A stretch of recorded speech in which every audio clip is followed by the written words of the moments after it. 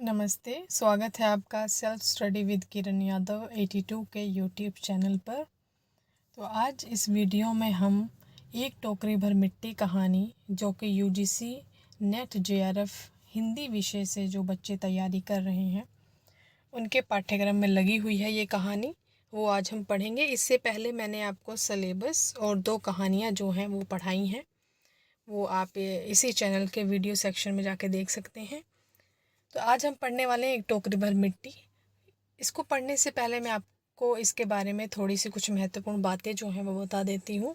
एक टोकरी भर मिट्टी जो है आपको कहीं कहीं सन 1900 और कहीं कहीं सन 1901 भी देखने को मिलता है, तो आप दोनों ही सन को ध्यान में रखिएगा, ठीक है। 1900 या 1901, एक टोकरी भर मिट्टी 1900 या 1901। और ये जो कहानी है ये छत्तीसगढ़ मित्र पत्रिका में प्रकाशित हुई थी, ठीक है। ये याद रखिएगा। इस कहानी में क्या है कि ये यथार्थ से जुड़ी हुई वर्ग भेद पर आधारित कहानी है, जिसमें एक गरीब बुढ़िया होती है जिसकी पोती होती है, और एक अहंकारी और स्वार्थी जमींदार होता है जो उनकी झोंपड़ी जो है वो उसको हटाना चाहता है।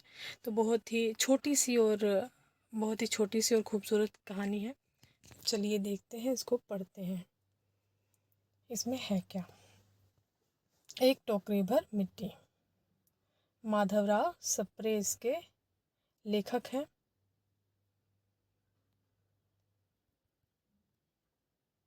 किसी श्रीमान जमींदार के महल के पास एक गरीब अनाथ विधवा की झोपड़ी थी, ठीक है। और साथ के साथ नोट्स बनाते चलिए। और मैंने आपको इससे पहले भी जो बाकी वीडियोस हैं उसमें देखोगे, मैंने आपको पहले भी बताया यूजीसी नेट जो है बहुत ही गहराई से जो है प्रश्न जो है वो पूछता है।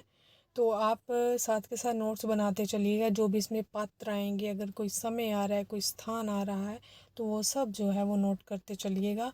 और ये किस पत्रिका में प्रकाशित हुई थी वो भी नोट करना है, सन कौन सा है वो नोट करना है। तो ये सब जो चीज़ें हैं ये आपको नोट करते हुए चलना है, क्योंकि यूजीसी नेट जो है वो काफ़ी गहराई से जो है प्रश्न पूछता है, ऊपर ऊपर से नहीं पूछता है। तो ठीक है, पढ़ते हैं, करते हैं इस कहानी को।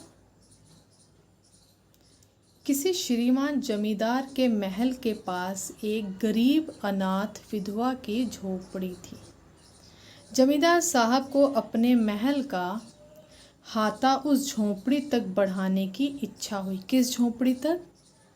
जहाँ विधवा की झोपड़ी थी, गरीब अनाथ विधवा की झोपड़ी तक बढ़ाने की इच्छा हुई। विधवा ने बहुतेरे कहा कि अपनी झोपड़ी हटा ले। विधवा से जमींदार ने बहुतेरे कहा कि अपनी झोपड़ी हटा ले, पर वह तो कई जमाने से वहीं बसी थी। उसका प्रिय पति, इकलौता पुत्र भी उसी झोपड़ी में मर गया था। पतोहू भी एक 5 बरस की कन्या को छोड़कर चल बसी थी। तो अभी झोपड़ी में कौन कौन किन किन का देहांत हुआ था? उनका पति, इकलौता पुत्र और पतोहू, ये तीनों जो थे वो भी उसी में रहते थे उनके साथ ही, लेकिन वो तीनों जो हैं वो अभी उनका देहांत हो चुका है। तो ये नोट कर लीजिए आप कि कौन कौन और थे जिनका देहांत हो गया है। प्रिय पति, एक पति विधवा का, विधवा जो बुढ़िया औरत है उनका पति, और पुत्र एक पतोहू, पीछे एक 5 साल की जो बरस की कन्या को छोड़कर चल बसी थी। अब यही उसकी पोती इस वृद्धा काल में एकमात्र आधार थी। अभी कौन है? बस विधवा अनाथ जो बुढ़िया है वो, और उनकी जो पोती है, ये दोनों ही हैं बस। जब उसे अपनी पूर्व स्थिति की याद आ जाती तो मारे दुख के फूट फूट कर रोने लगती थी, ठीक है। पूर्व यानी पहले की जो स्थिति उसकी हुआ करती थी, उसको जब याद आ जाती तो दुख के मारे फूट फूट के रोने लगती थी। और जब से उसने अपने श्रीमान पड़ोसी मतलब जमींदार, श्रीमान पड़ोसी की इच्छा का हाल सुना है, तब से वह मृत प्राय हो गई थी। उस झोपड़ी में उसका मन लग गया था कि बिना मरे वहाँ से वह निकलना नहीं चाहती थी। श्रीमान के सब प्रयत्न निष्फल हुए तब वे अपनी जमींदारी चाल चलने लगे। बाल की खाल निकालने वाले वकीलों की थैली गरम कर उन्होंने अदालत से झोंपड़ी पर अपना कब्जा करा लिया और विधवा को वहां से निकाल दिया। बेचारी अनाथ तो थी ही, पास पड़ोस में कहीं जाकर रहने लगी। एक दिन श्रीमान उस झोंपड़ी के आसपास टहल रहे थे और लोगों को काम बतला रहे थे कि वह विधवा हाथ में एक टोकरी लेकर वहां पहुंची। श्रीमान ने उसको देखते ही अपने नौकरों से कहा कि उसे यहाँ से हटा दो, पर वह गिड़गिड़ाकर बोली, महाराज, अब तो यह झोंपड़ी तुम्हारी ही हो गई है, मैं उसे लेने नहीं आई हूँ। महाराज क्षमा करें, तो एक विनती है। जमींदार साहब के सिर हिलाने पर उसने कहा, जब से ये झोंपड़ी छूटी है तब से मेरी पोती ने खाना पीना छोड़ दिया है। मैंने बहुत कुछ समझाया पर एक नहीं मानती, यही कहा करती है कि अपने घर चल, वहीं रोटी खाऊंगी। अब मैंने ये सोचा कि इस झोंपड़ी में से एक टोकरी भर मिट्टी लेकर उसी का चूल्हा बनाकर रोटी पकाऊंगी। इससे भरोसा है कि वह रोटी खाने लगेगी। महाराज कृपा करके आज्ञा दीजिए तो इस टोकरी में मिट्टी ले आऊं। श्रीमान ने आज्ञा दे दी।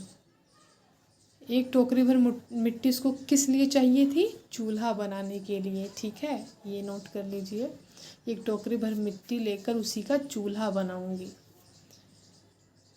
विधवा झोंपड़ी के भीतर गई। वहां जाते ही उसे पुरानी बातों का स्मरण हुआ और उसकी आंखों से आंसू की धारा बहने लगी। अपने आंतरिक दुख को किसी तरह संभाल कर उसने अपनी टोकरी मिट्टी से भर ली और हाथ से उठाकर बाहर ले आई। फिर हाथ जोड़कर श्रीमान से प्रार्थना करने लगी, महाराज कृपा करके इस टोकरी को जरा हाथ लगाइए, जिससे कि मैं उसे अपने सिर पर धर लूं।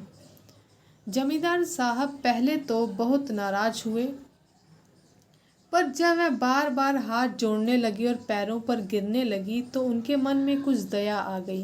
किसी नौकर से ना कहकर आप ही स्वयं टोकरी उठाने आगे बढ़े। ज्यों ही टोकरी को हाथ लगाकर ऊपर उठाने लगे, त्यों ही देखा कि यह काम उनकी शक्ति के बाहर है।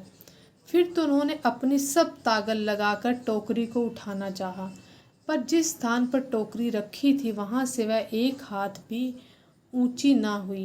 वे लज्जित होकर कहने लगे, नहीं, ये टोकरी हमसे ना उठाई जाएगी।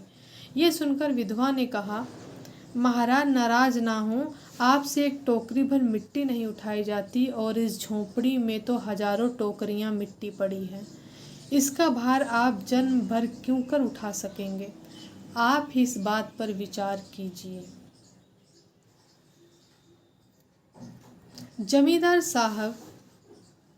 जमींदार साहब धन मद से गर्वित हो अपना कर्तव्य भूल गए थे, पर विधवा के उपर्युक्त वचन सुनते ही उनकी आंखें खुल गईं। कृतकर्म पर पश्चाताप कर उन्होंने विधवा से क्षमा मांगी और उसकी झोंपड़ी वापस दे दी। तो देखा आपने किस प्रकार यहाँ पे एक अहंकारी स्वार्थी जमींदार का हृदय परिवर्तन हो गया और अंत में उन्होंने झोंपड़ी जो है विधवा को वापस कर दी।